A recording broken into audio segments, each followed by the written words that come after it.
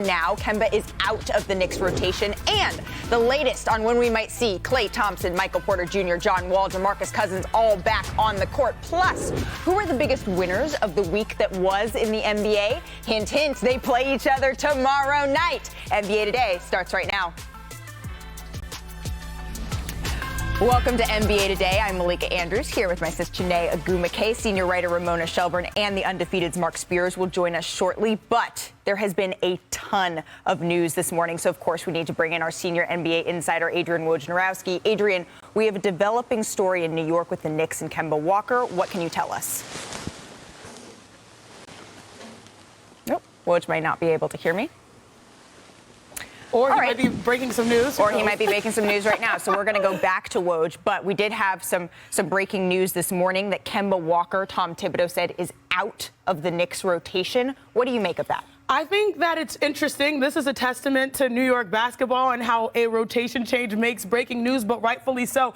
And it's really fascinating because, as you mentioned, Coach Thibodeau, that's a defensive-minded coach, and I think this move was all about the defense. If you look at Kemba, I mean, there are a lot of similarities with Alec Burks, statistically. But if you look at his impact defensively, it is quite a liability. The Knicks have been outscored by 13 points per 100 possessions, while Kemba Walker is on the floor. You can see the difference right there, and it's pretty stark. And when I mentioned Alec Burks, I mean, you look at both of them in comparison, 10.5 Burks to 11 Kemba's points per game, 45% from three Burks to Kemba's 41% per three.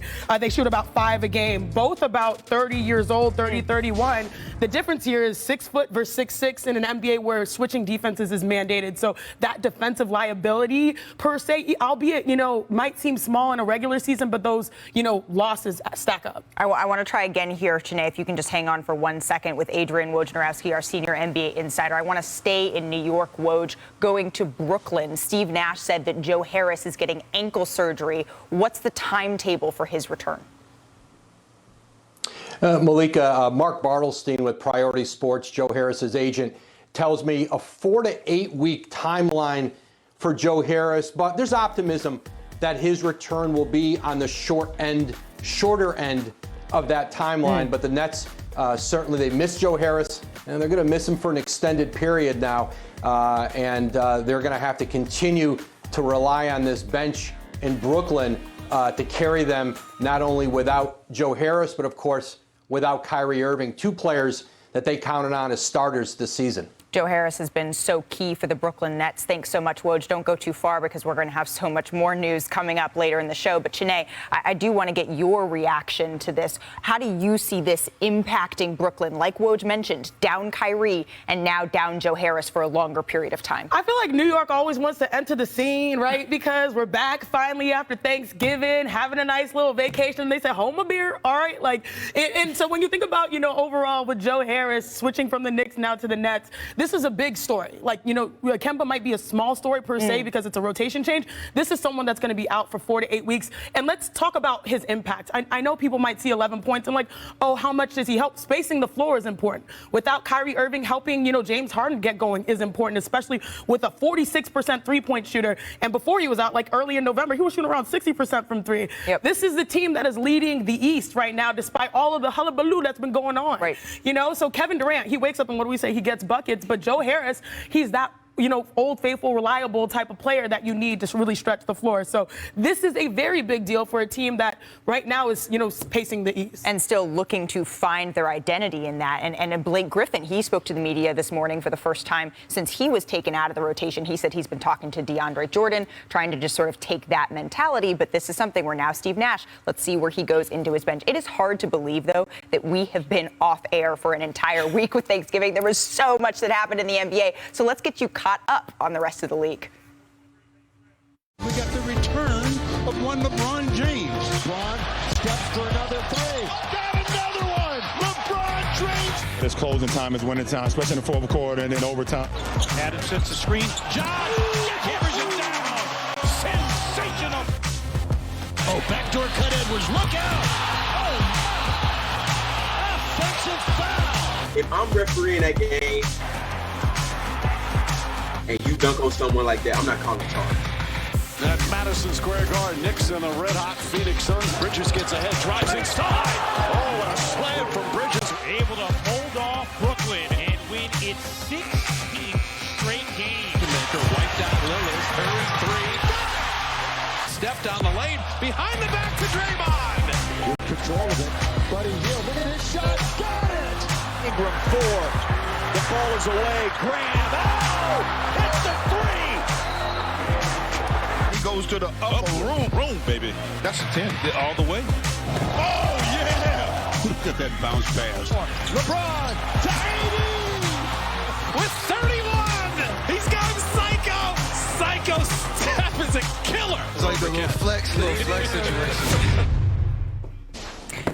Spicy Steph, that was a packed week. So let's go coast to coast. The Suns are just like a literal swirling ball of fire right now. They just keep winning, and that includes finishing their 4-game road trip with back-to-back wins against the Knicks and the Nets over the weekend. And they're now at 16 wins in a row. What's the most impressive part about this streak, Chennai? They're playing better defense, and they also have an increased pace, which leads to Chris Paul assists with the run and gun. Devin Booker, really knocking down shots. So all things are moving in the right direction. They are looking incredible. But the Warriors, the winners of their last 7 straight, they get their shot at the Suns on Tuesday. And after yesterday's performance, Stephen Curry has made 100 career games with 7 3-pointers. That's 58 more than any other player. Oh, and by the way, he became the fastest player to make 100 threes in the season, needing just 19 games to do so. So, Ramona, is Steph the leading MVP candidate right now? Oh, yeah. I mean, look, I'm one of those who voted for Steph last year because of how he did with a team that was not as good. But it's what he's doing defensively that is most impressive. He had 6 steals yesterday, Malika. 6 steals. And after a triple overtime loss to the Kings on Friday, the Lakers, they eked out one against the Pistons yesterday, continuing their trend of alternating wins and losses over the last 6 games. The Lakers' big 3 combined for 82 points. That's just 2 shy of matching their most for the season. Was this the best performance for the big 3 this season, Mark? This is disappointing. I don't care how many points they score. This is the Detroit Pistons. They just lost to the Kings without Harrison Barnes or Holmes. But they need to do better. They opened it up in the third. These and they are beat 3 Hall of Famers, perhaps the greatest player of all time. You didn't like all the points they put up together as a big 3, or? No. You know that you got to take a look at this tweet, though. Game. Following the win against the Pistons, Kendrick Perkins was on Twitter, so he tweeted, "Carry the hell on." And then LeBron James responded, "You're absolutely right. Totally agree with you. Carrying on with this glass of wine in my hand as I type this little flex." Well, they could carry the hell on about the Pistons and the Kings making them challenged. That this team is supposed to be much better than that. Well, they have to beat the teams that are in front of them, right? Should we be concerned? This is my turn it too to early? ask questions. I think I think Mark's fired up over there. Right, Mark is fired up. I'm like, all right, we're going to let him go. I'm not feeling that tweet though. Okay. Yeah. All right. Well, Mark, we do this every Monday. We ask who stood out over the weekend and who needs to step it up. So let's start with the team that was the biggest winner of the weekend, Chennai. Phoenix Suns, clearly, I just love the brand of basketball that they're playing. And you know what I realized, during the span of their win streak, their pace has been extremely impressive. Their defense has been great. Mikal Bridges has been holding it down. Was it 7 steals against the Nets? So, yeah, a lot of times, and I know we're going to talk about the big matchup versus the Warriors coming up, but, these 2 teams that are known for their shooting have been doing it with defense, which is commendable. Look, I mean, I think the Suns, they know who they are. And they are really good right now, and that's a sense of belief and a sense of purpose that they have out there. I'm excited for this game on Tuesday. Absolutely. I'm excited. Home and they got off Phoenix that Warriors. really early shaky start, and now it's like kaboom. I'm so excited to see them. Yeah. Mark? And the fact that they've done this after the Sarver thing, we don't even talk about the Sarver deal anymore. Unbelievable. They've obviously decided to push it out of their brain. Who's your biggest about winner? Basketball. What's that? Who's your biggest winner? Is it the Suns or is it that team? I'm gonna say the Warriors. Okay. Because they figured out a way to still stay ahead of the Suns. Even with all these amazing wins, they're still ahead of them. And still playing at a high level. So if we're talking about the good, I'm all about the good. We also need to talk about who needs to step it up. And I have a feeling, Mark, that you have some strong opinions about this. Who needs to step it up? The Lakers. Oh, we're shocked. I couldn't tell. We're shocked. But Didn't know. the one thing you got to understand, this is out of respect. Yeah. Like, I expect more from this team. They're supposed to be phenomenal. I picked them to win the West. Like, I want more. So this isn't like I'm hating. This is like tough love. Okay. No, I tell you, Okay. I watch them every night. It's hard. It's hard to watch. It's not good basketball. I think the team needs to step up. I mean, this is a little bit of a backhanded compliment, okay? But I think it's the Philadelphia 76ers. You got your guy back. Joel Embiid is back. They kept it. They tried to hold it down without him. It didn't go all that well, although I thought they competed. But he's back. 42 points in that game against Minnesota. That was one of the best games I've seen all year. Minnesota, winners of 6-7. They should be. They look like they're going to be in the play-in tournament, or at least contending for that.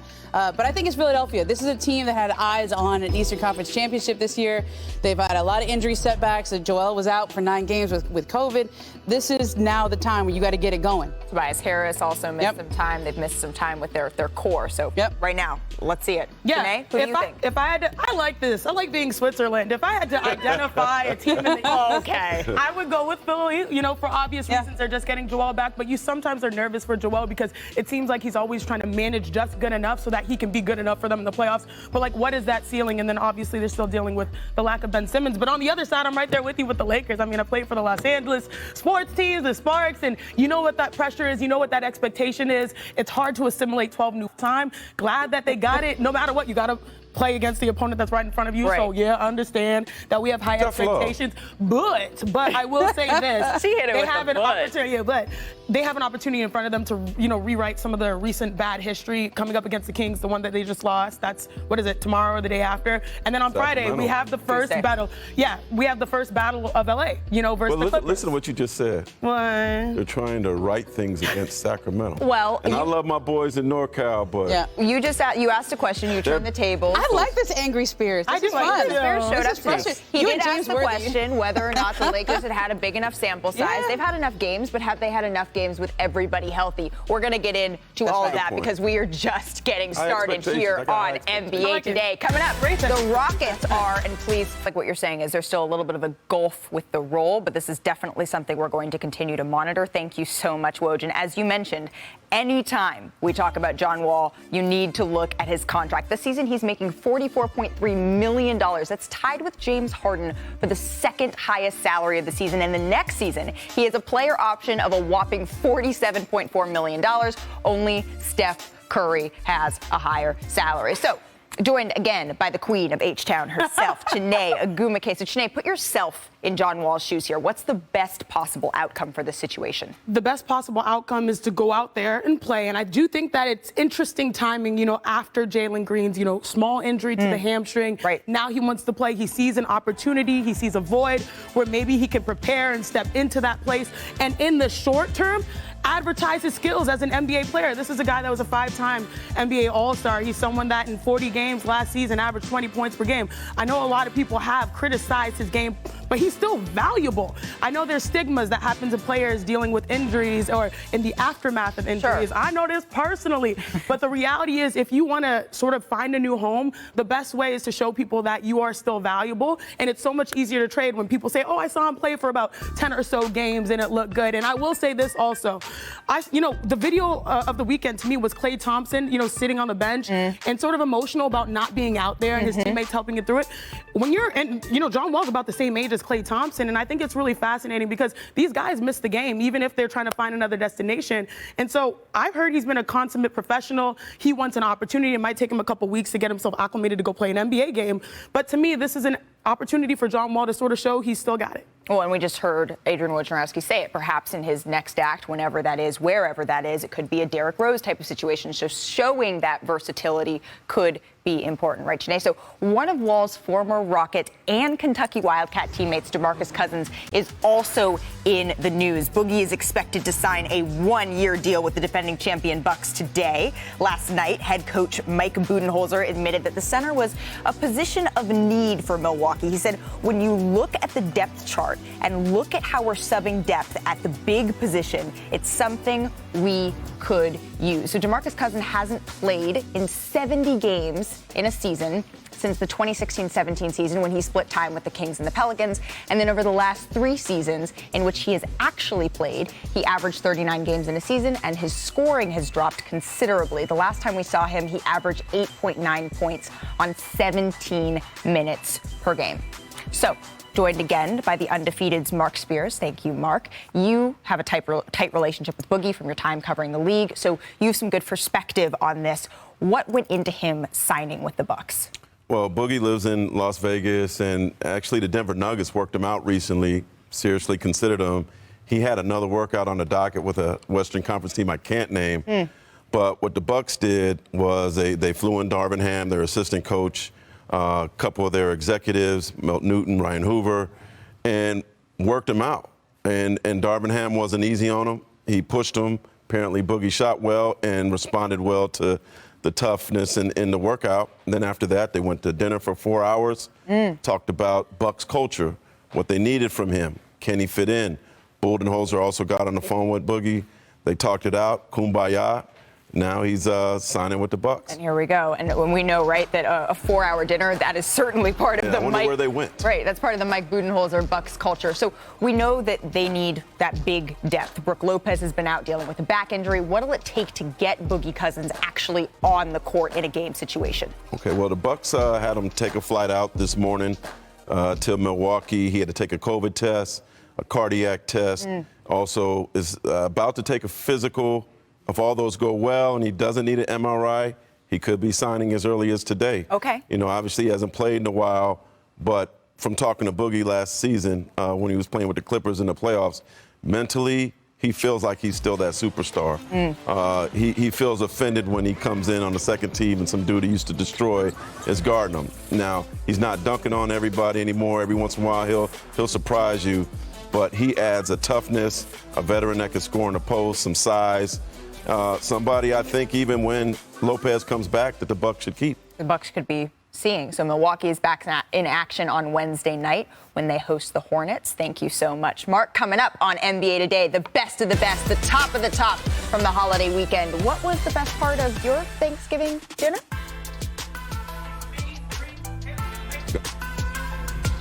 Another edition of the top of the top. So let's start with the top alley-oop. Let's go. That is over in Atlanta. Obi Toppin taking it to, I don't know if this makes it to the upper room, but it's at least the top floor. Yeah, one arm. I love that. Goodness. He is eye to eye with the rim. And it's like the vertical, but I actually have the answer to your story because you said, what's your favorite part of Thanksgiving dinner? Is it stuffing?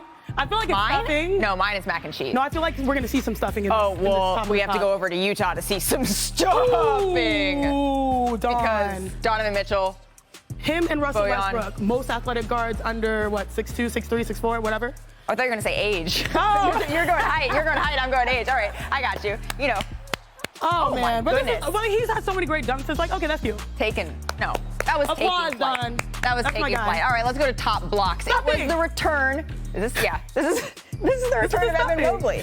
The return of Evan Mobley. Love Evan Mobley. Look at his length. He barely jumped off the floor for that one. He is everywhere. He is so dynamic. And I love that nugget from like about a week or so ago. Most contested shots in the NBA. This guy is just a phenom. Well, but you know who knows how to get it done? It's the MVP in Milwaukee when it comes to blocks. Yes. My goodness, that was almost a wedgie. It was. But look, he was called for a foul on this initially, but then they took another look. Okay, good. What do you think? Give it to him. Yeah, That's a block. That's a good thing because they did. Guys. They did. They gave it to him. Yes. They said that was clean. That was a block. Another one in the book for Giannis. All right, top sequences. We start in Charlotte. Okay. Gordon Hayward. We're going to start with this. All right. So, okay. All right, block. LaMelo. Yes. Stays out of bounds. Hail Mary pass forward. What? Yeah. See, this is interesting because as a hooper, it's timing. Do you go and attack the ball off the dribble and grab it and try to go? No, he waited, got his rhythm and finished and got the nice little rub. Okay, well, the block, the dime, Bridges. Then take a look at this. When Eric Spoelstra drew up. Beautiful play. Play of the freaking year so far. Really? Outbounds play. I was watching this live, got everyone suckered up, hit the back door. You forgot you're supposed to double inbounders. You're supposed to always protect your basket, like no matter what. Man. So, was this a defensive breakdown, or was that Spo's playmaking? Spo. Okay. All We're Spo. just all hail Spo. All Spo. I was so impressed with My that play. fellow We're stealing University of Portlander. Just so you know. Oh. UP in the house. All right, top poster. Spurs Keldon Johnson welcomes Grant Williams to his Kodak moment. This was filthy. I saw this live too. And then he like, ding, ding, ding. Oh my gosh. And then he like, yeah. I know, that was awkward. Piggyback ride. Yep. But I think Grant was trying to make sure he was safe. But still, I saw this and I was like, ooh, because Perk was working the game. I was like, Perk. I know. That got the like a group little chat piggyback ride. Yeah. That got the group chat. Well, I ignored some of those texts. I'm not going to lie. Oh, but I couldn't ignore this. Anthony Edwards, he's had a couple of these this year. I don't like this. Because wasn't it a charge? Didn't count? Yeah, it was a charge. But I don't think that it. Even he said afterwards, I'm not so sure that when I complete something like that, that it should. The only exception is Gabe Vincent's Nigerian, so I'm going to give him a pass. All right. Well, I didn't want to let the moment go without taking a look at Klay Thompson here. Yep. This was an image that came to surface over the weekend. Klay, after a game, he was sitting out in Chase Center for 20, 30, 40 minutes after the game, towel over his head. Eventually, Steve Kerr, Steph Curry, they all came out. What was your reaction to seeing that? It's emotional, and I understand that feeling. You know, I'm 29. He's, I think 31. And if you're a player coming back from multiple injuries, you just want to be out there. And especially like Klay Thompson, this is a guy that's seeing his team have a lot of success. And now he's like, okay, like championship, I just need to be out there. I need to get that rhythm. And I love that his teammates had his back and went and checked on him, because that's Warriors basketball. That's the culture that makes them great. But I feel for him. There are a lot of vets that go through it, and he just sort of reminded everyone that this game is precious and make the most of it. Absolutely. And obviously we can't totally get in Klay Thompson's head here, but I do want to bring in Mark Spears as we talk about the Warriors, my fellow Golden State Bay Area native. So for more on Klay Thompson, Oakland specifically, very specifically, the heart of the Bay. So what is the latest on Klay's progress? Well, the Warriors sent him down to Santa Cruz, as you know, about a 50-minute ride from San Francisco yesterday. Worked out 5-on-5 scrimmage with the Santa Cruz Warriors, the Warriors G League team. Probably got guarded by some former NBA players like Jacob Evans. Word is he played well, shot well. The Santa Cruz Warriors don't have a game until Friday, so, you know, Klay could probably hang out all week if he'd like. I think the expectation is that when the Warriors get back from Phoenix, he will rejoin the team. But right now, he's getting some valuable practice time with the G League team. And still making that 5-on-5 progress, right? So the Warriors have a few key injuries, right? Andre Iguodala is on this trip, but Steve Kerr said that he's not expected to play. James Wiseman is out. So how much longer can the Warriors keep Klay off of the court? You got to help Klay against himself. Right. You know what I mean? I mean, obviously, with what you saw, it's been a very emotional time for him. And I expect him to be like Russell Westbrook, where when he comes back, it's not going to be a mental thing. He's going to be ready to go.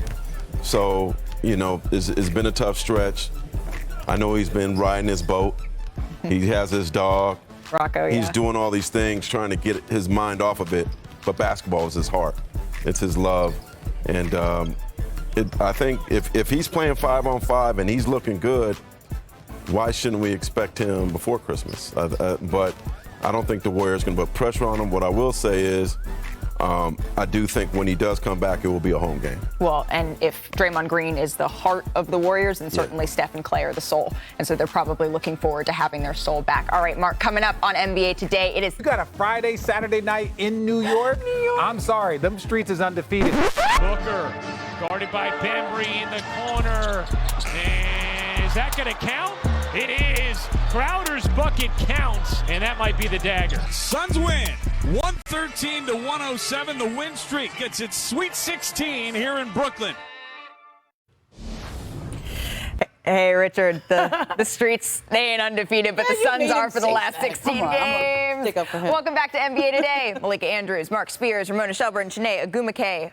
All right, the Suns streak, it is still alive, and it is now at 16. So I do want to know, what has it been the key to their win streak? You know, it's so funny. I didn't until RJ said it. I was like, dang, that is really more impressive. Yeah, the streets of New York, you actually got that on. I know, that's impressive. They might have went to a day party. Yeah, maybe it's COVID times. Everyone's, taking virtual, the distance. Keeping it classy. Yeah. But you know what? The key to this win streak has really been their defense, and I think that's why we love this matchup versus the Warriors tomorrow. Because if you look at it, the Warriors have the #1 defense in this win streak. they've had the second one. So they've upped their defense. And I said it earlier in the show, they've also upped their pace. They work hand in hand. When you're able to get stops, you can get going. And you know who benefits them? I guess there are two guys that benefit from this. Chris Paul leading the NBA right now in 10 assists per game in assists. And then run and gun, Devin Booker, boy, talking about that back-to-back, 32 and 30 points per game in those matchups. So the key has been their defense leading to offense and then shooting the ball well and being quite comfortable. When you mentioned good defense, the Clippers, they also have an incredibly good defense, and we saw what the Warriors did to them. So I am excited for this. Ramona, what has been the key in your eyes for the Suns? Look, I think this all started way back in the bubble when they won those 8 games. They know who they are. They have an identity on both sides of the ball. They all know their roles. And now it's just about executing. And I think you have to give a lot of credit to Monty Williams for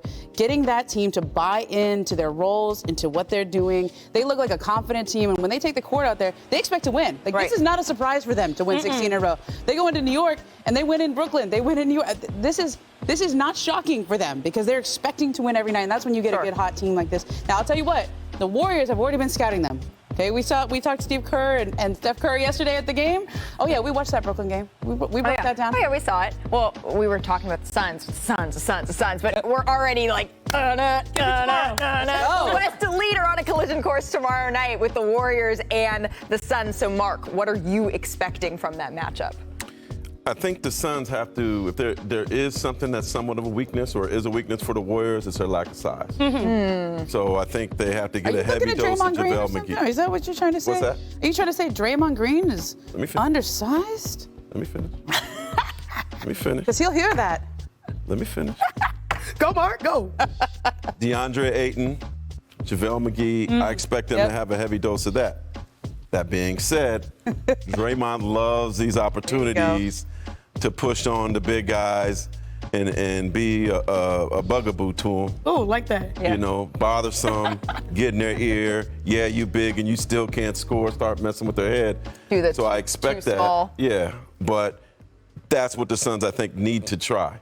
That's the one thing is use size against the Warriors. That's the only thing I can think of. Okay, so to force them to try to, Kevon Looney, we're hanging on you. Nemanja Bjelica, we're hanging on you. What do you think? What are you looking at in this match? I think that's a great point, Mark, because if you look at the quote-unquote areas where they have struggled, they've always had that lack of consistency from the center position back since 2014. So, but every year they find a way to make it work. Again, right now in the NBA, the Warriors have the best defense. Houseway? How? It's by, playing team basketball, by switching, communicating. There's no team with better chemistry than the Warriors. They are it's fun how they switch from heroes to villains to heroes again, and give me more Steph Curry villain. Well, I love that energy. You like the I loved it all. Yeah. The Steph Curry villain when he was teeing up the ref after he got teed up. What do you see in this matchup? Look, I mean, Steph used to be known as a defensive liability. Like, you had to hide him on defense. You can't say that about him anymore. Excellent point. And it's not just him with 6 steals, it's the way he plays team defense. He's also put on a lot of muscle. Steve Kerr said he's in the best shape of his life. Draymond yesterday said it's like he has to follow around the weight guy every day. I mean, he's just like in the weight room all the time. He is bulked up, he's stronger. You can't get away with just pushing him around anymore. You know what helped him? I'll say this real quick. All that time off they got. Yeah. Well, and lack of bubble.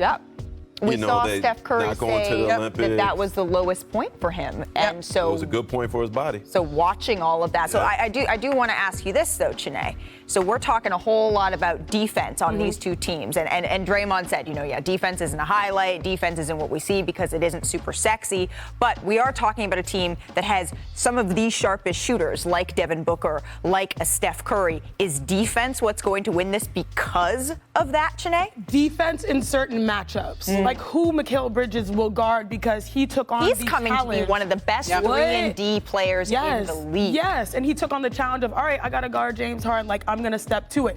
But like you said, Mark, hold on, let me finish for a second. The point you just said about Steph is absolutely true. Just guarded Paul George and was not running for it. He bodied him up. And the difference with Steph Curry right now is his basketball IQ has been on full display on offense for the world to understand and love, and, all that stuff. He's starting to apply it to his defense, and it's great. 6 steals, reading the defense, with that size, bodying people up, not afraid of anybody in the league, which is why we see him as an MVP frontrunner. Well, well. It's also earned them a spot in ESPN.com's power rankings. So the top 3 for ESPN's power rankings are the Warriors, the Suns, and the Nets. So that's unchanged. They come in at 1, 2, 3. But the Bucks, their 7-game win streak has just catapulted them from 9th to 4th, and then the Heat round out the top 5. So, Mark, do you agree with that list for the top 5? Yeah. But you know how, like, people always give you their top 5 rappers and always give you the 6th man? Yeah. My 6th man right now is the Charlotte Hornets. Michael Jordan's Hornets. They're hot. Let's give them some love. All right, so I like that. The top 5 for 6. Yeah, it's the right 5. I mean, you could try to talk yourself into the Bulls or the Wizards, but they had a bad week. Like, all 3 of those teams that are right below them had a bad week, so that's the right 5. Now, what I will say about the power rankings, and can we pull the list up? Because I think right now the Nets and the Bucks are interchangeable, like 3 and 4. Thank you so much, Producer Greg and Producer Hillary. I think you can make an argument that even though the Bucks have more losses, they might be in a better position than the Nets because they have been undefeated when Drew Holiday, Giannis Antetokounmpo, and Chris Middleton play. Oh, and the defending champs. Oh, thank you. They're defending champs. So I was like, okay, I see that list. Maybe swap 3 and 4, maybe just on the trends. Well, because it's a power ranking, not like a what it is right now. Sure, but this also did come out right before Joe Harris news, so we'll see how that potentially impacts for next week. But coming up